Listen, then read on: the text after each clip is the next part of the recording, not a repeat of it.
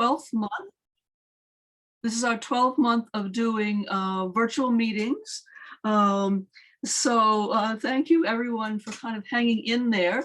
We are recording tonight. So at some point, some of the meetings that we've been recording this year will be posted to, posted to YouTube. We're going to be setting that up so that those who, for various reasons, can't make the actual meeting can hear how things went. And speaking of how things went, we had our second trivia night a couple of weeks ago, and Sean Akhtar was our class of 12, was our champion, and John Chapin, to his great disappointment, came in second. And then we had Frank Logan and Jim Citron and Lisa Chow were all competing. And Greg was our MC, Greg Ames was our MC, and I was the editor of the questions. So we had great fun. It was not a huge turnout, but we did have fun doing that. And let's see, so we haven't set up our May speaker yet. We're still working on finding someone really nice for you guys. We do have Gina Barreca lined up for the June annual meeting. We don't have a date yet for that, but that will be a virtual meeting. But Gina is going to come and entertain us and hopefully get a little laugh out of us, because she is very known as a humorist. Let's see, John Engelman is going to be introducing our guest tonight, our guest speakers, and he will be also giving you the protocol for asking questions. And then typically at the very end of the meeting, after we finish with our main program, if anyone feels like sticking around and chatting, then you're welcome to do that. A few of us usually do chat a little bit at the end. So John Engelman, will you lead us into our speaker? Yes, before I introduce our speaker, I want to do explain the protocol for asking questions. If you look at your screen down near the bottom, there's a little icon that says reactions. And if you click on those reactions, there are all sorts of little emojis and other signs. And at the bottom of that little box, it has a yellow hand and the words raise hand. If you want to ask a question, click on that icon, and on your list of participants, your hand will go up, and I will call on the people as they raise their hands, but we would ask you to hold your questions until after our speakers have made their presentation. So it is my pleasure to introduce our main speaker, Ian Connole. Ian joined the athletic department in August of 2018, bringing with him a wealth of theoretical and practical experiences, helping people achieve their peak performance in athletics, school, and life.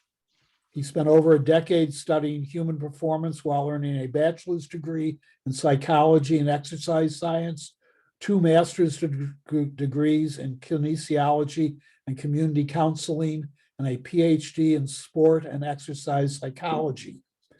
Beyond the classroom, Connole has worked with student athletes and coaches at Cal State Fullerton, West Virginia University, Waynesburg College, Colgate, and more recently, Kansas State.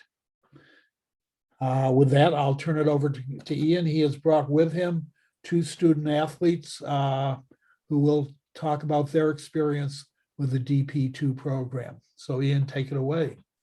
Wonderful. Well, thank you for having me tonight, and thank you for having our student athletes with us.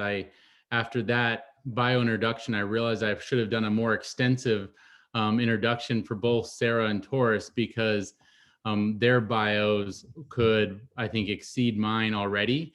And if not, they will certainly in the course of their lifetimes. But they are both stars and leaders within our athletic department. They are both juniors this year and have already made a broad impact in their roles with our SAC committee, with our Dartmouth Black Student Athlete Alliance, with our Jaeger Civic Intern, our community engagement programs, and their roles on their teams, as well as kind of engage throughout DP2. So I will let them speak to kind of their experience throughout the course of tonight, but I will start us off with a little bit of an overview of our peak performance program. I see Hunt on the top of my screen. Can you give me a thumbs up? You can see that well? Perfect.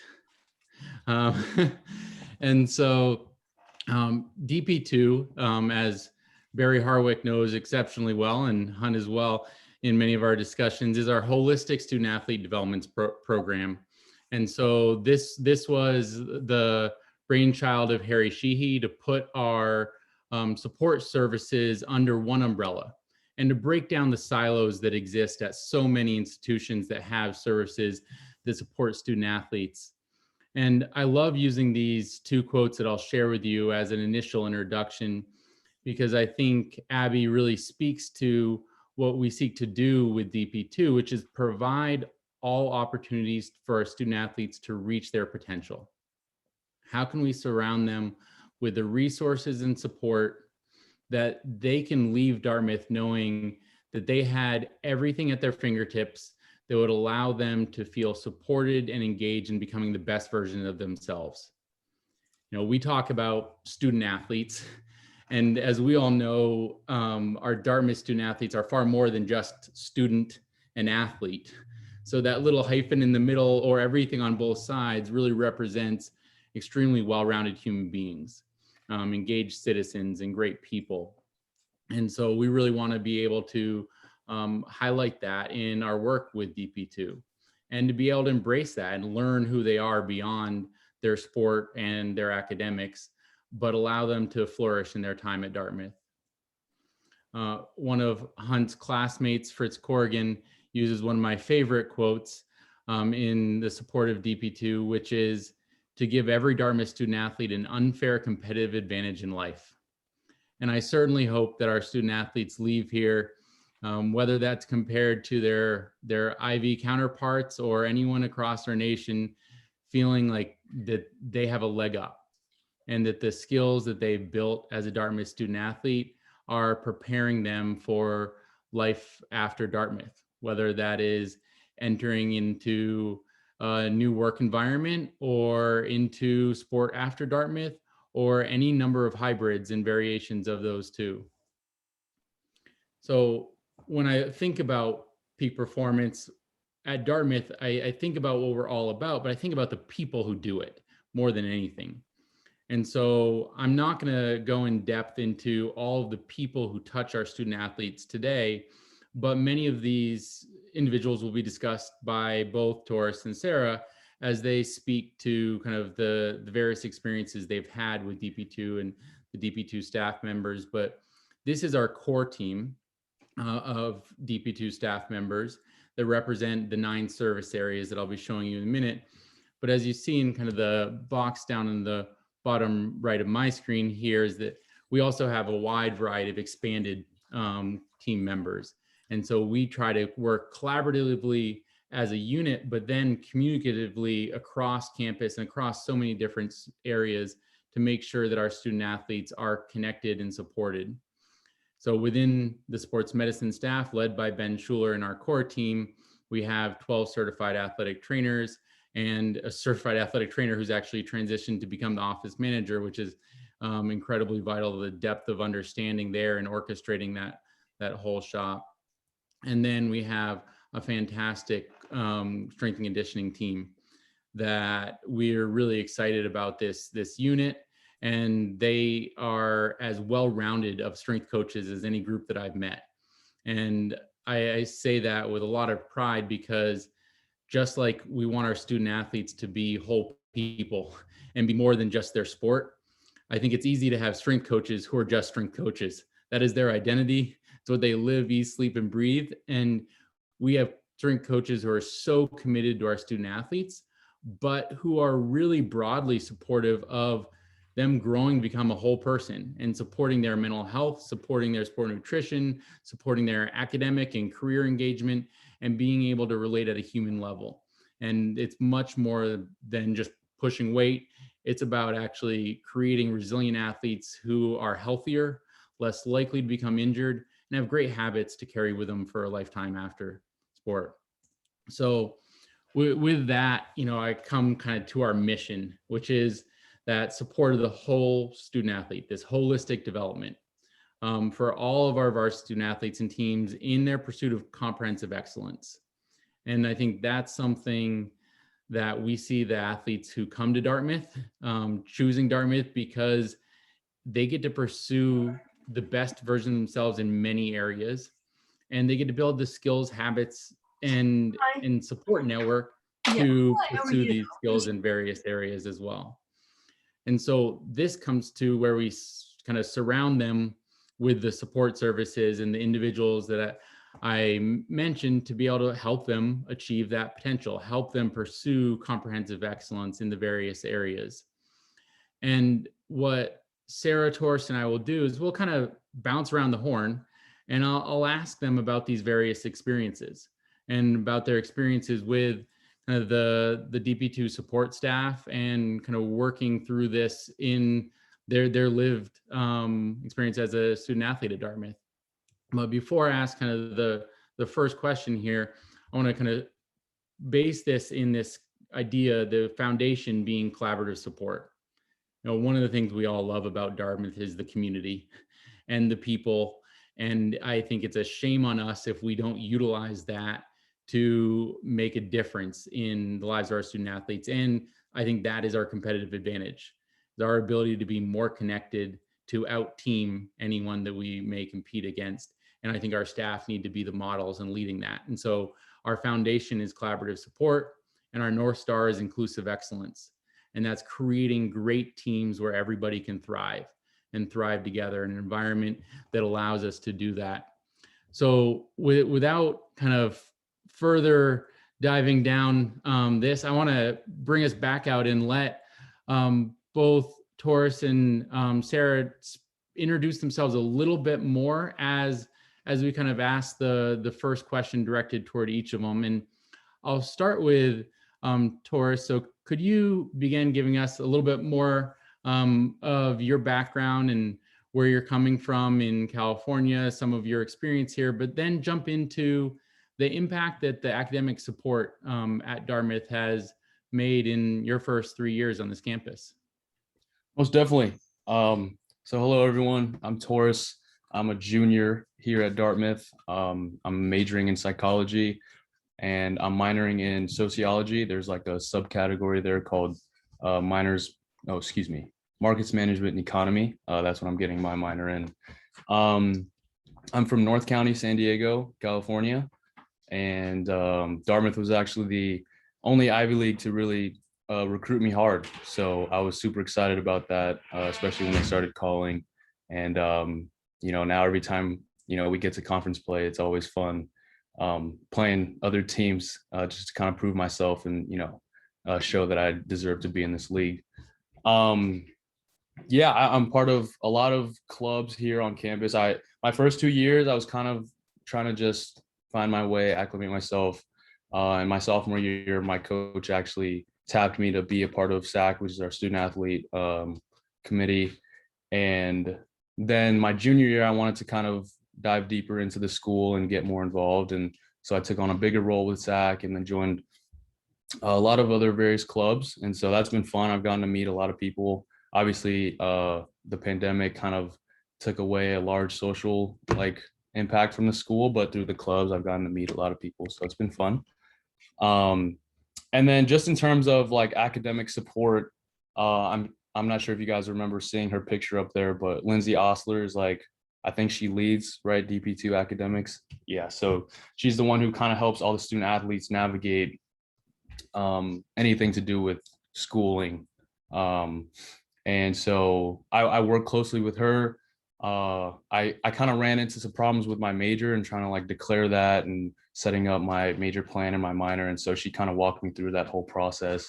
And then I also work closely with her, as Ian said earlier, as one of our Jaeger Civic interns. And so I'm actually leading a project right now to kind of figure out a way to virtually mentor like younger kids, have our student athletes mentor younger kids. And so we're working closely throughout the end of the fall and the winter and the spring. So that's been great. And then Caitlin McPherson, who was previously the leader of the DP2 academics, she actually moved up and she's now a dean. And luckily for me, she was my dean. And so I'm not sure how much you guys know, but because of our year being canceled, I still have 1 year of eligibility after I graduate. And so she kind of helped guide me through the process of trying to set up my D plan to have a 5th year here. And so I work closely with her.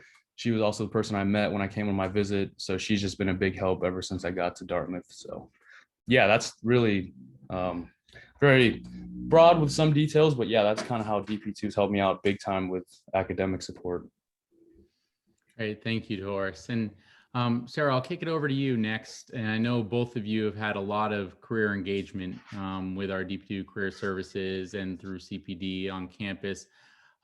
Sara, do you want to provide a little bit more of your introduction, background, and some of how the career development aspect of DP2 has helped support you in your time here? Definitely. So hi, everyone. I'm Sara, and I'm from Dedham, Massachusetts. And I'm majoring in anthropology and minoring in human-centered design and digital arts. And like Taurus, I have had a lot of engagement with the DP2 leadership programs like Drive, which we both participated in our sophomore summer, Leader Lab, which was first kicked off remotely last spring, and also Student Athletic Advisory Committee, which has been an incredible group of students over the course of the year.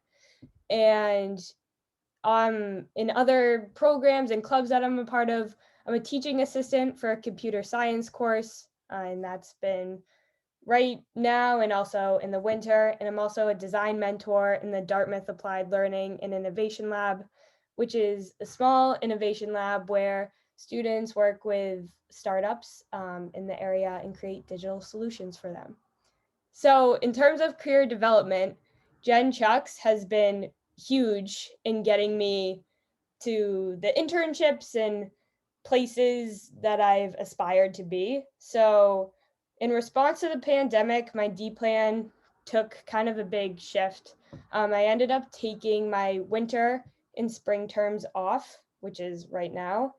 And I really didn't know much about the resume cover letter process, but with Jen's help, created both of those. And I've been interning at IBM for the past couple of months and will be there throughout the summer as well. And I really owe a lot of it to Jen Chucks and all of her help in incorporating like my strengths as an athlete, but also as a student and designer, and really making how I come across on paper really like flourish. So yeah, I'm very grateful for all of Jen's help. Excellent. Thanks, Sara. And as we go through the next questions, please feel free, either one of you, to bounce back in on other areas that we've mentioned. I know we'll kind of direct each question to one of you, but I know both of you have been engaged in so many areas that we can certainly hit on them along the way. Yeah, I'd actually love to jump in for this one because Jen is actually an all-star with that. Similar to me, like my D plan was really shifted around because of the pandemic. And so I was really trying to figure out how to just, get into the workforce and like find jobs. And last summer and spring, Jen helped me so much with like building my resume, LinkedIn, reaching out to alums. And so through that process, I actually connected with an alum, and I sent him a follow-up email in the fall. And then he emailed me back and just said, "Hey, Taurus, I want you to apply to our summer internship program." And so because of that, I was able to get a couple interviews, and then now I'm set up with a job this summer. So I owe that also to Jen Chucks. She was so helpful for me in just developing myself professionally. And what is the job you'll be doing this summer? I'll be working for PNC Real Estate Bank. Nice. Fantastic. And kind of moving around the horn here, Sara, do you want to speak a little bit to, Mark Hyatt and sport and counseling psychology integration impact either for yourself or your team? Yeah. So when thinking about Mark Hyatt's presence, impact on the field hockey team and just Dartmouth athletics as a whole, he has a huge presence on the field and also in a remote setting. So when we had our Halloween practice, it was all socially distanced this fall, but he came to our practice with his daughter. And I think he's just this like constant personable light that all the girls on the team can constantly refer to for help from mindfulness or things that's just going on in our lives. And I think in the heat of the pandemic, like this spring and summer, a lot of us were really stressed out and overwhelmed. And he came in and guided us through some mindfulness tips and meditations, just to like help ground us and find some peace through all of this uncertainty.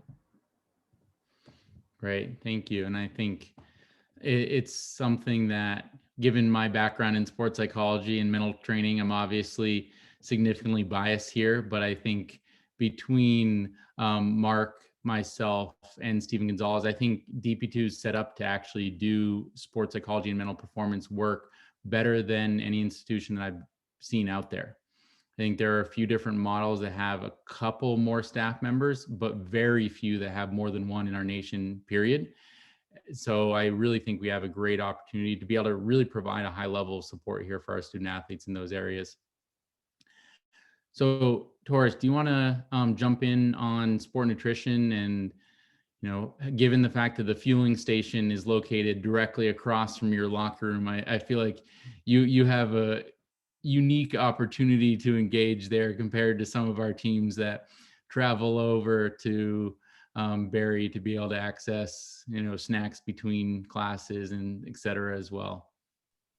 Most definitely. We are very fortunate to have the fueling station just right across from our locker room. It's super easy, especially I like to work out before classes because we usually have practice in the afternoon. And so I'll just go in, I'll work out, and then the fueling station's right there. I can grab a snack and then head off to class. Obviously, this is before COVID and everything going on. But speaking more to sports nutrition, I actually met with Shira a lot, our sports nutritionist a lot, my freshman year and a little bit my sophomore year as well, just to talk about how impactful nutrition can be on athletes and how it can really like change your game.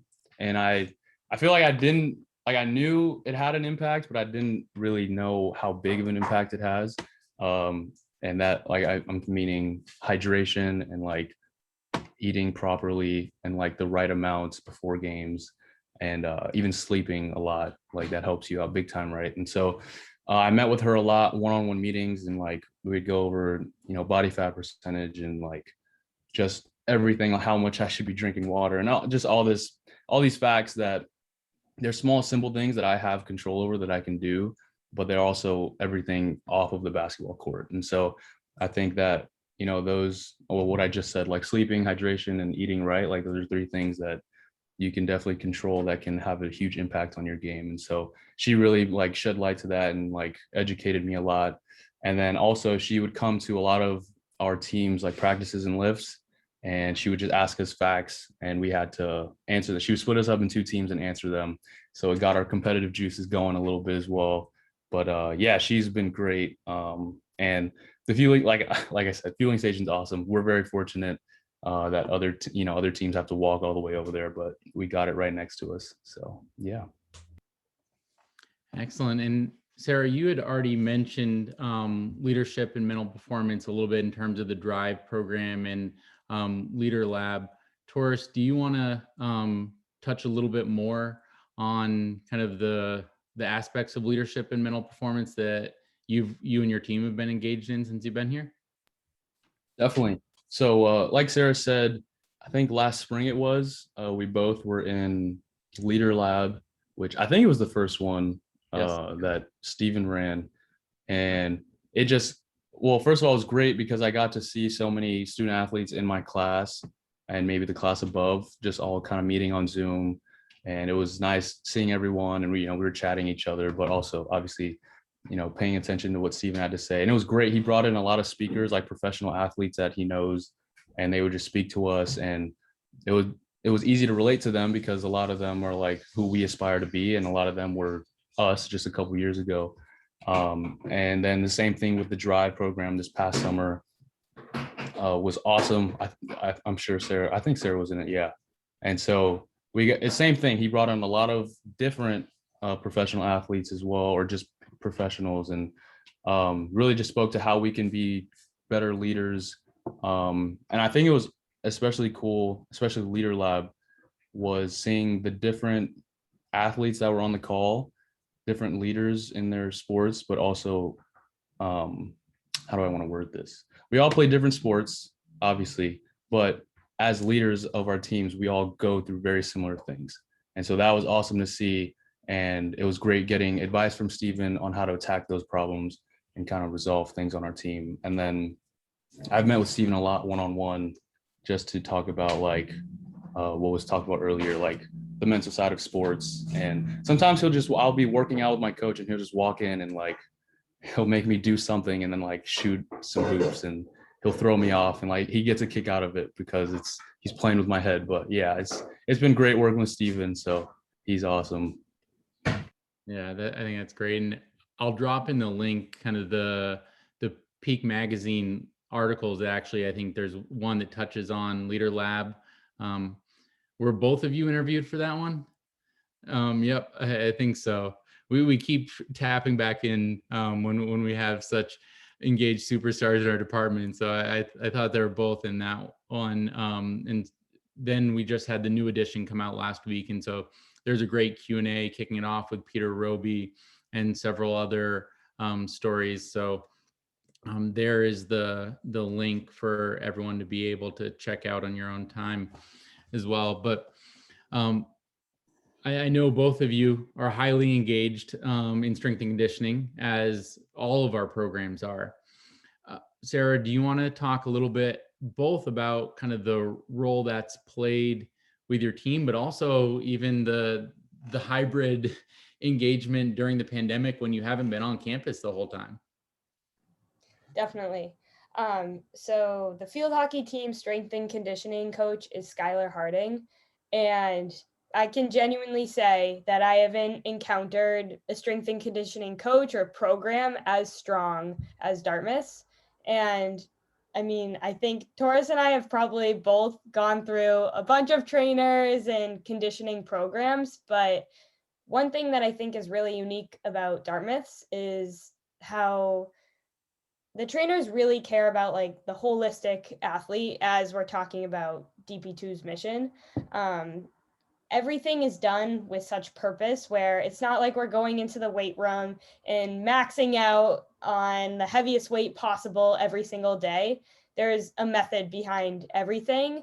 And whether it's we come in for a day and Skylar recognizes that we had a really hard game day the day before and just need to roll out, that's awesome. But if we're feeling up for it and like can bang out an extra 3 or 4 chin-ups, that's awesome too. And I think this care for all of us as athletes has really transferred to this remote setting really well.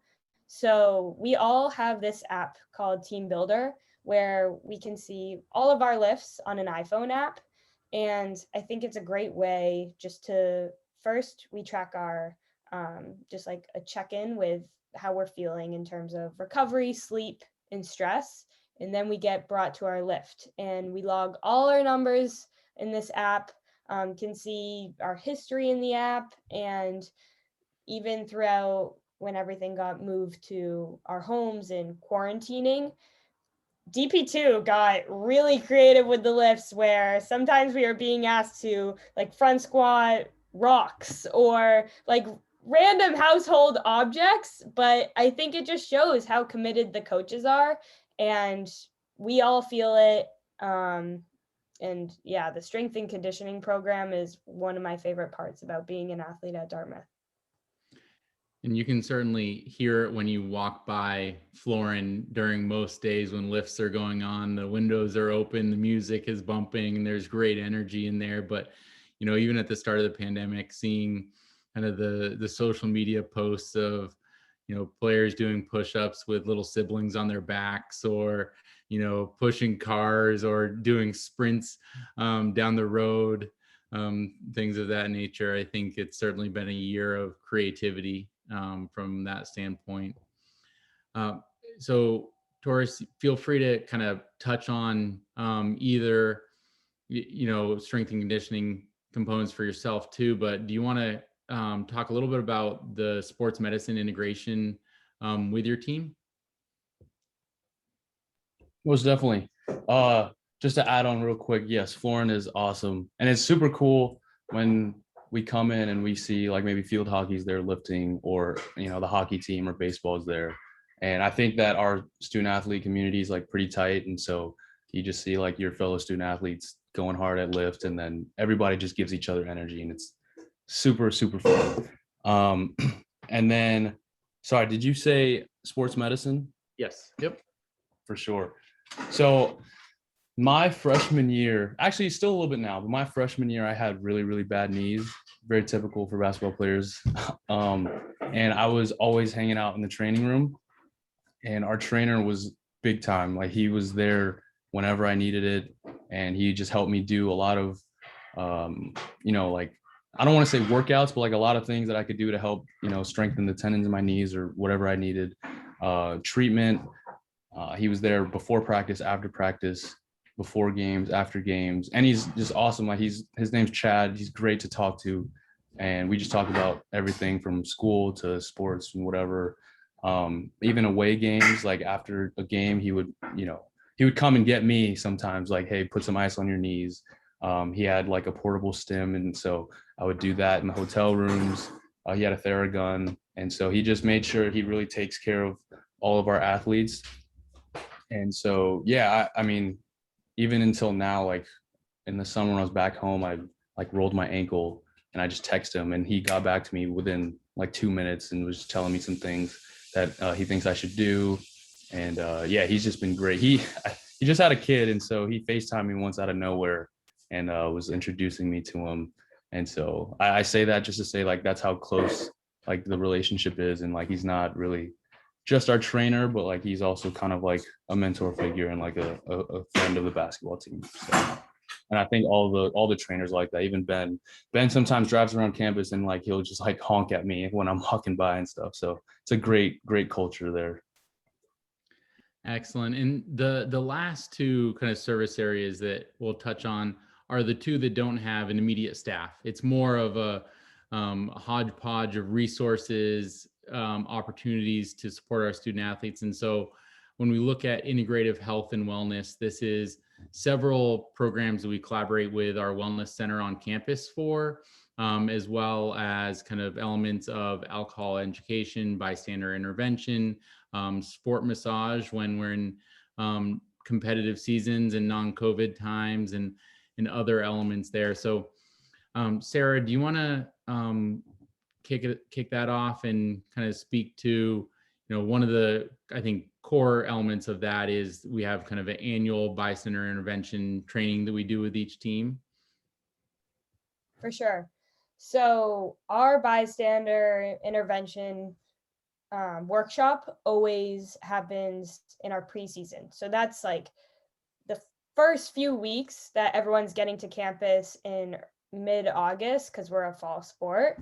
And I think, so Ben Bradley is the person that spearheads this workshop. And I remember being a freshman and just being like, the first few days on Dartmouth campus, I was so overwhelmed by everything that I had seen in the movies and heard from people about like the college lifestyle and frat parties, and how was I going to balance that with being a student athlete, and was so scared, nervous, all the emotions.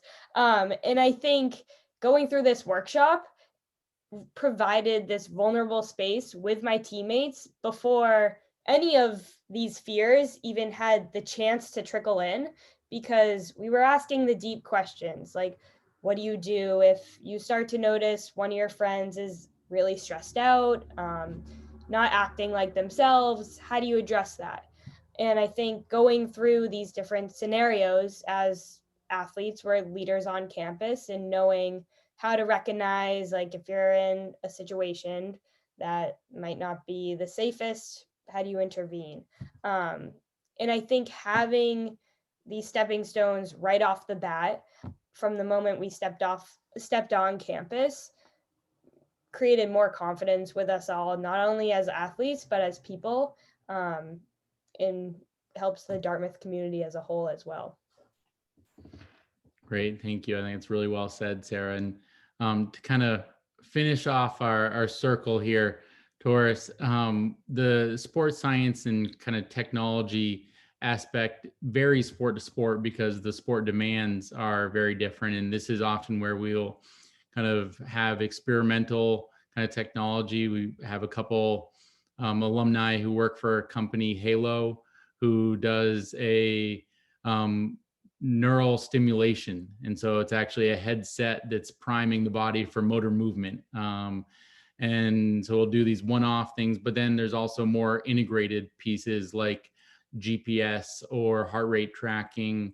And some of the technology we'll use will be things like the team builder program that Sarah spoke to in strength and conditioning. So Taurus, do you want to speak a little bit about what you and your team have utilized from the sports science perspective?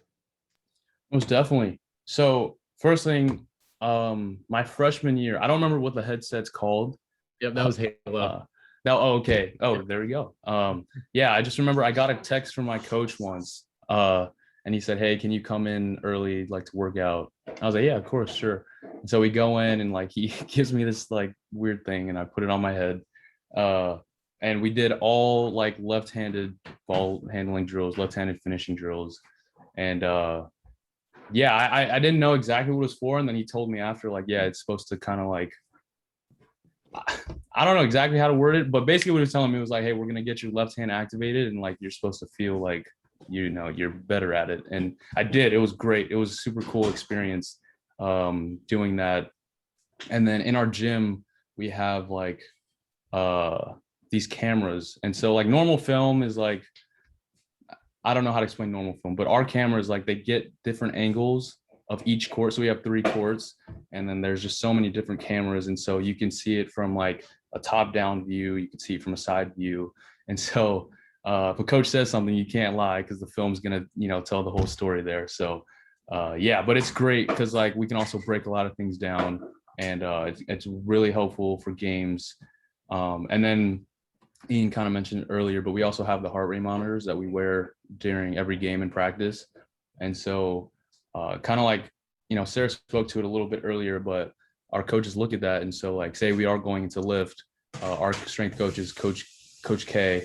And so she'll tell us like, hey, or our coaches will talk and they'll say, hey, this guy played a lot of minutes, or we ran them a lot, like during practice, let's look at their, stats from that. And so see how hard they should go in lift, how much, they should run us in practice, or how, light of a practice we should go, or like, hey, these guys, they're feeling pretty good from last practice, like we can go a little bit harder, like put some more things in. And so technology is definitely top notch. I think we can definitely compete like with any other Division I school in the country in regards to that aspect. So I've enjoyed every single bit of it. I think it's super cool. It's super fun to use. Yeah, and you have a program that I know, a couple of years ago, as you're moving into kind of the second half of Ivy League play, your coach actually switched some of the typical Tuesday, Thursday practice plans based on the heart rate and GPS data that they were getting, and said, okay, let's look at this with our athletic trainer and with our strength coach and determine how can we best kind of the phrase in, college basketball and professional basketball specifically has been load management, and Taurus isn't taking every other game off like a LeBron James or Kawhi Leonard to be ready at the end of the season, but how can we actually set up, the practices so our players are freshest for that Friday, Saturday, because that's a big back-to-back when you're playing Ivy League, sport back-to-back nights. So I think that there's a lot that we can really kind of learn from and apply there to put our athletes in the best position to be fresh and healthy toward the end of the year. So last question I have for kind of the two of you, then I think let's open it up to broad questions. How has DP2 compared to what you expected coming in as a recruit, or what you're seeing from you have friends at multiple different colleges in your sports. How do you compare any of this to what some of their experiences are, or kind of to what got you here and how that's changed or evolved and what you've seen along the way? Sara, why don't you kick it off? Yeah, I think my experience at Dartmouth so far, if I could go through the recruiting process again, I would choose Dartmouth hands down. And I think one area that really emphasized this for me was my sophomore year. We had a change in coaching staff. And after this, I had never experienced a switch in coaches or going through like a new hiring process. And I think what really impacted me was how members of the field hockey team actually participated in selecting the new head coach. So me, along with 4 other girls on my team, actually conducted interviews of the prospective coaches and asked them questions, and were really valued as a part of this hiring process. And at the end of it, we brought like our notes back to our team, and then we brought our team's notes back to Jen Chuck's. And now today I went on a 2-hour walk with our new head coach that we helped select and our assistant coach.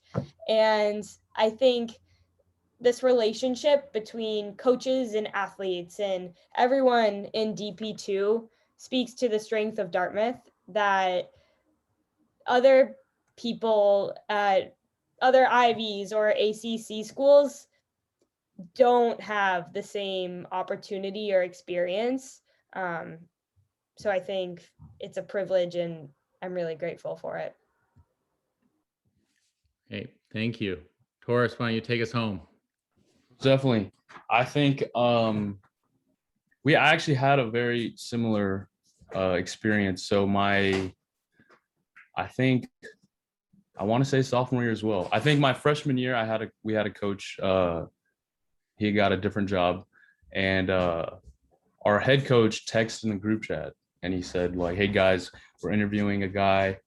We want to know if you guys are free for lunch at FOCO. Like, I want you to meet him. Like, give me your thoughts on him." And I just remember thinking like, wow, that's kind of nuts that, our coach is kind of like including us in that process. And so that was pretty cool. And then I talked to friends at other schools, especially playing AAU. Like, I have like some friends who are playing at kind of every level. And it's interesting to see how we're developed, especially professionally, like to, take on any career that we want to, whether it be professionally in our sport or like in corporate or whatever route we choose to go. But it's wild talking to my friends about something like LinkedIn. Like, some of my friends have no idea what that is. And I think that DP2 has just helped prepare us and kind of like develop us in ways that I don't think any other school really can. And so, like, just to echo what Sara said, I would choose Dartmouth 100 times over if I had to. So I think it's been huge just for my development as a player, as a person, as a young man. It's been great for me. Excellent. Well, thank you both. I enjoyed hearing from you personally, and so I certainly hope others did as well. But I think now, John, would be a great time to open this up to questions from anyone. Absolutely. Remind anybody who wants to answer a question, go to the reactions icon, click on it, and then raise your hand. But I'll start. I'll exercise privilege and ask Ian a question. there are what, 750 varsity athletes at Dartmouth College, somewhere in that range, I would imagine. All of them have the opportunity to be exposed to DP2. And obviously some people take more advantage of it than others. The two, Sara and Taurus, obviously have, I don't want to say immersed themselves in DP2, but they clearly are very active in that program. How many student athletes are invested in DP2 to a significant extent? Yeah, that's a great question. And I think we're around 9 or 925 in our total number. So we're even over 900 at this point of varsity athletes. And I really look at it as every student athlete at Dartmouth will be exposed to DP2 in multiple ways. And so whether that's through strength and conditioning, whether that's through beginning of the year meetings we have with every team, overviewing the resources available to them, and almost every team, if not every team, actually regularly brings in various members of our DP2 staff to engage with their groups. So there are, I would say, few who are as engaged as Taurus and Sara are, but there are also few who are not engaged at all. And I think it's actually like at Dartmouth, I think we have so many bright students that it's hard to fail. You know, it's if you're failing in a class, you're not doing the things you are capable of doing. And I almost see engagement with DP2 as similar. You can absolutely not engage at all, but it almost takes as much effort as fully engaging at the level that these two have to not have experience with DP2. I think the range in between is really broad, and some of that's team by team. Some coaches integrate DP2 at a really high level, but I've also spoken to coaches. I think Justin Assad with sailing gives a great example of the year he used DP2 the most, he overprogrammed his team. And he had so many things that they were tired by the end of the year that we reevaluated, how we can integrate it more productively and kind of periodize what we're doing throughout the course of the year more effectively the next time. And how can we take 45-minute meetings and make some of them 15 minutes or 5 minutes? So they know they have the support and the resources, but we're not filling too many of their hours that they don't end up cutting those out of sleep because they still have to get their work done as well. And so I think there's a pretty high level of engagement broadly. And I see Hunt has his hand up and a question as well.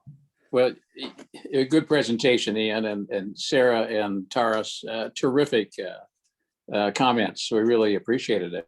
I mean, it's a huge task what you're doing.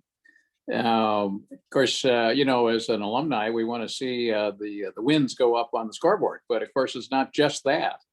It's more than that. And I think the wins are going up on your faces, as individuals. So, that's the class of 64 is really looking to see how this really helps as athletes, but also as people. And I think that's what I see when I hear your comments. But my question might be, how is the mental health, these days, given that you haven't been able to be athletes? I mean, you've been exercising, you've been doing everything else, but you've not been, scoring. How is the mental health? And I guess you see the light at the end of the tunnel. Yeah, Taurus. Yeah, why don't you hit on that? Yeah, I can start with this. Yeah, it's been interesting. I think as a psych major, I've always been very interested in like sports psychology just in general. I actually met with Ian like my freshman year, I think, and we talked about that. And but the mental health, it's we actually are doing this like program as a team, and it takes us through like these different meditations and stuff like that. So I think that's definitely helping with our mental health, but it's I can't lie, it's been frustrating, especially as basketball players watching the tournament this past year, not being able to play, uh, not really being able to play with our teammates here on campus. It's tough, and I think that even things like, I remember being a freshman, our upperclassmen did such a great job of acclimating us into Dartmouth and like just welcoming us with open arms. And it's been so hard to do that for our freshmen this year. And so, yeah, it's tough. But the plus side is that our coaches do a great job of recruiting guys who like love to hoop, who love to play basketball. And then our current team, even though we haven't met a lot of the guys that are coming in, our current team who kind of like had great leadership from our past seniors and juniors, we love being around each other. So like we'll meet on Zoom and like we'll play some computer games together, or like we'll just meet on Zoom and just hang out. And I think that really boosts like our culture and like our like you said, our mental health. But I think it also just speaks to our team culture and how much, you know, we like just love being around each other and pushing each other. So Yeah, I echo what Taurus just said. I'm not gonna sugarcoat it. It has been a really hard year. But I think one thing that's been good to see is just how creative we've been getting with how we're communicating. Like one tool I think we've used really well is Slack. And I'm sure many of you are familiar with it, but we use that channel or that application very frequently. And one of the most widely used channels in it is something called Swelfies. So just like encouraging girls, like when you're outside, send a picture or a selfie of you sweating, and encouraging girls on the team to get together but socially distant, and obeying like all the mask rules on campus, but finding ways to connect even beyond the field, and having the opportunity to strengthen our in-person relationships when it's a little harder on the field, I think has been in some ways a light of what's been going on as well. And I think Tom looks like he had a question, and then Barry. Exactly. Thanks, Ian. Sara, Taurus, great stuff. Sara, I spent a little time at Milton Academy, so we won't get into that. I've had the pleasure of being the announcer at Dartmouth basketball for longer than both Sara and Taurus have been alive. And DP2 always comes up, not so much in the Ivy League schedule, but when we're playing the non-Ivies. Long story short, those back-to-backs Friday and Saturday, I thought like that's DP2 in a perfect storm. Nobody else plays back-to-back because like playing 2 games in 22 hours. So Taurus, maybe I can imagine you talk with some of your AAU teammates and such, and they're like, you play back-to-back nights? Like, what do you do? It just seems like that's the perfect DP2 scenario. most definitely. Are you asking what we do, like in the sense to prepare for that? Yeah. Most definitely. Yeah, my some of my old AU teammates, they'll play like, I don't know, Tuesdays and Saturdays or something like that. And I'm like, wow, that must be nice over there, man. But yeah, like you said, DP2 is so helpful.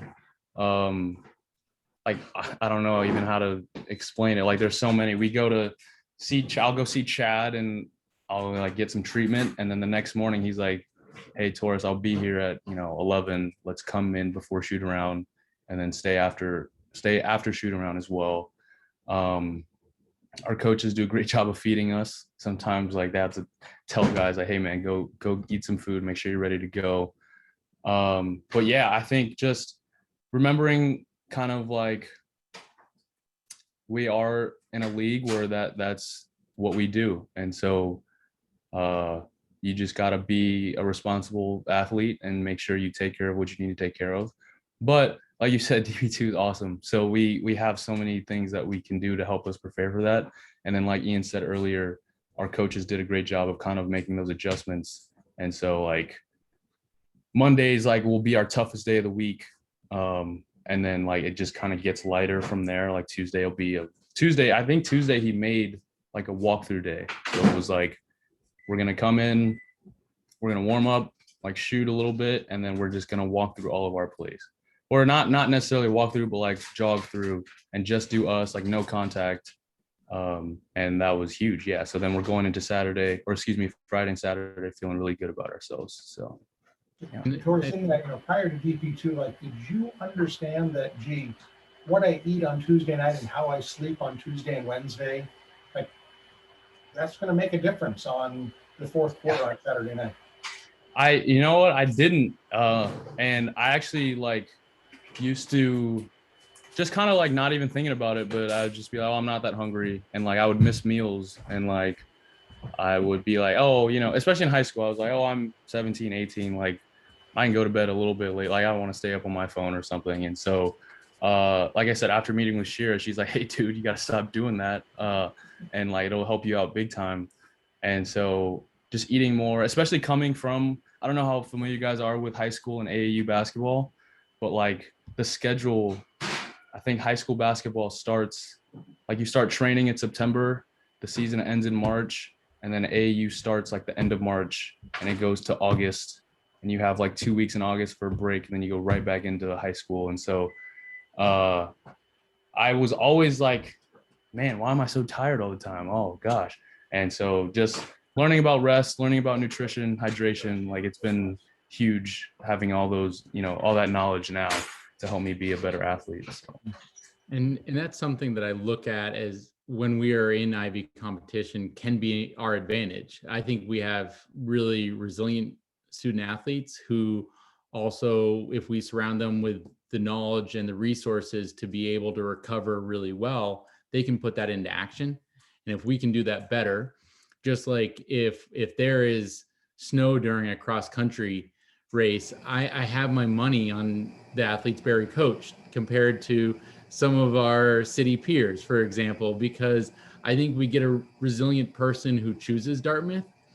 And if we can then meet them with the resources and the knowledge and education, like Taurus is alluding to, at a time where you show up at college, you're developing new habits because you're making a lot of new decisions for yourself. And if we can at that time help to create really positive habits, I think that those have an impact each year. And I certainly hope that, as Hun was saying, it puts a smile on their face, but it also does help in the win column as well. Barry, you're up. Thanks, Don and Ian, and thanks to all the presenters. Just two quick comments. The first was the little discussion about mental health. I just finished reading a book called Bravey by Lexi Pappas, one of our alumni. Very interesting story, a lot of Dartmouth anecdotes tossed in there. So I think it's something that would really hit home for a lot of student athletes, perhaps more with female student athletes more than men, but it's still, there's a lot of applicable things to everybody. So just a title to be aware of, Bravey by Lexi Pappas. The second thing, one of the previous callers talked about how long it's been without competition. Ian, my question is for you. I understand that some Dartmouth teams are actually able to get back in action this weekend. Can you just expand on that a little bit? Well, we will have a formal announcement, I think, on Thursday, because everything is still jumping through COVID protocol hoops to figure out what's possible. But the Ivy presidents this term allowed for non-Ivy competition for spring sports within a certain radius, and that radius differed school to school. Like ours would be like a 100-mile radius.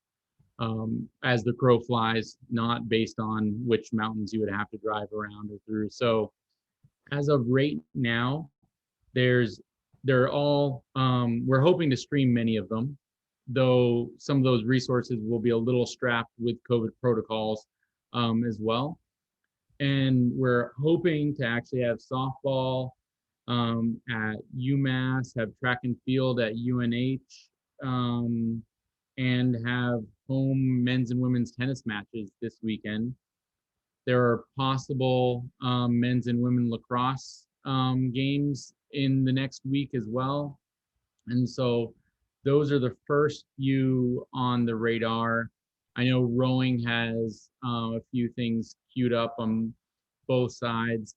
And so these would be kind of contingent based on the number of student athletes they have on campus or in the Upper Valley that are in the testing protocol, that are able to cleared. What other schools have sports that match the sports we have within our radius.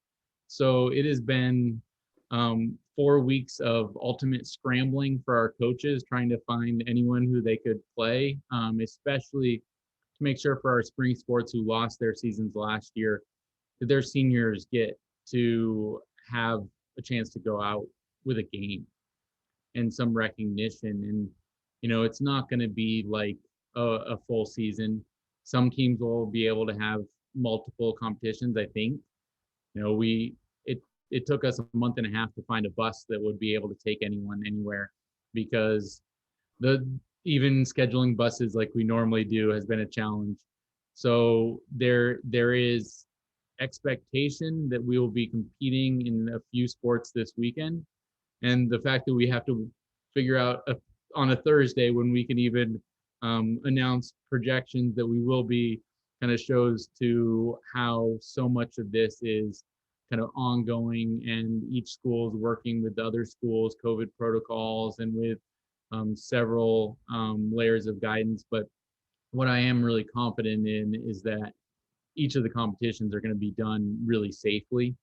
And I know that every T is checked and I is dotted, that's for sure.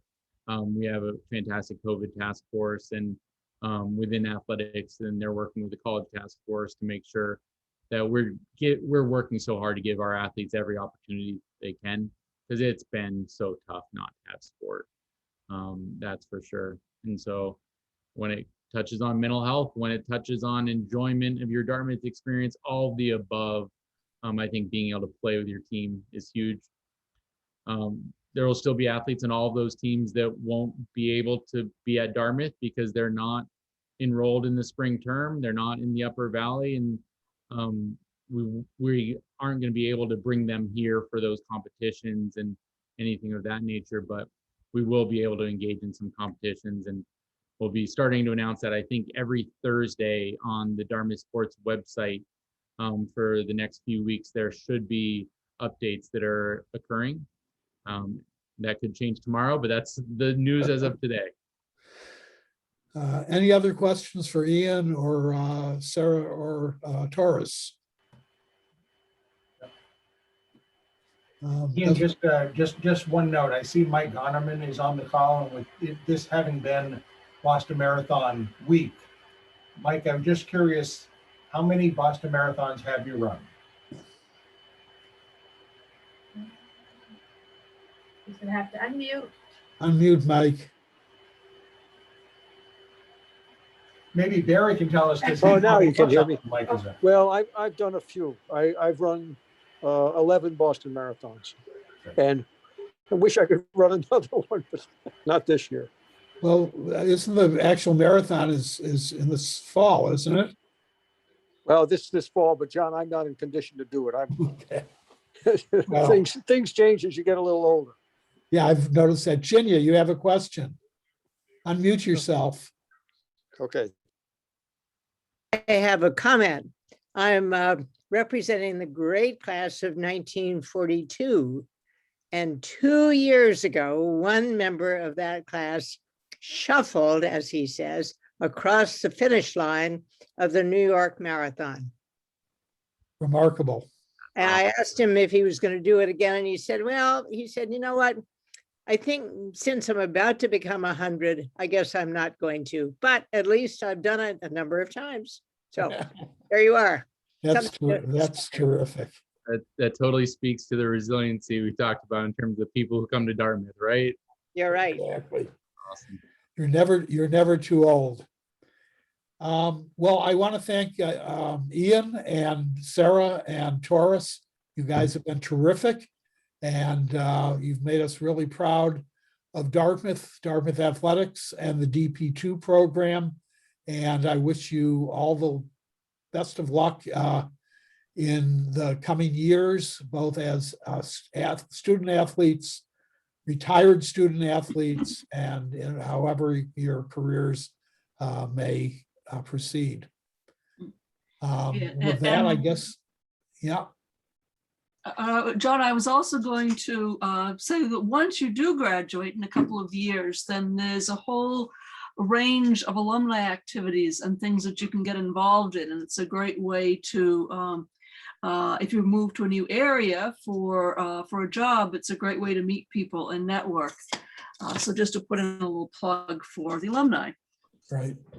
Well, again, thank you all very much, and hope to see some of you around campus and at field hockey and basketball games in the future. And again, Ian, thanks so much for bringing these two aboard. Yes, excellent. Thanks, Ian. Thank you. Yeah, good. See you later. Thank Take you. care. Thank you, guys. Thank you. Okay.